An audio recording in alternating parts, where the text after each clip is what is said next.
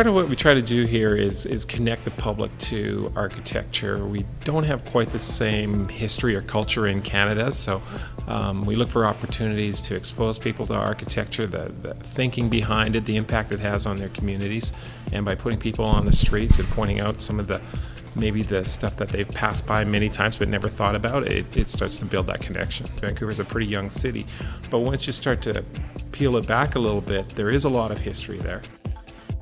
In downtown Vancouver is what began as a rather condensed population that over literally centuries has spread out. So there are aspects of that initial small town contained within the downtown area, and I think the tour gets you a chance to see not only the modern skyscrapers but some of the vestiges of what used to be very tight, small little communities.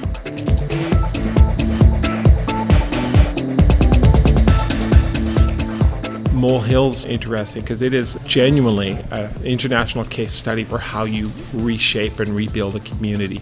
And probably the most telling part about that was the amount of community input and consultation that went in and taking a rather kind of stagnant area and re-envisioning it in a way that wasn't just talking about homes here. We're talking about creating a community with all the thought into green space and usable space, transportation. And those are the types of things that architects have to factor in that sometimes people aren't really aware of. I think it's part of the educational thing to acknowledge not only the good architecture, but also architecture that hasn't held up through the years. Maybe in its time it was seen as cutting edge or breakthrough, but there's shortcomings or failings, and I think if people kind of understand what good architecture looks like, and in contrast what not so good architecture might look like, it helps to build the appreciation.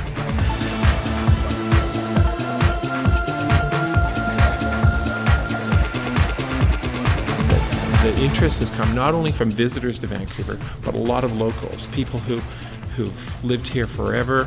They've traveled the streets multiple times, but they've never really stopped long to really think about some of the unique history of these buildings. So the interest level's shared, both locals and out-of-towners, and that's always fun to sort of expose people to their own city.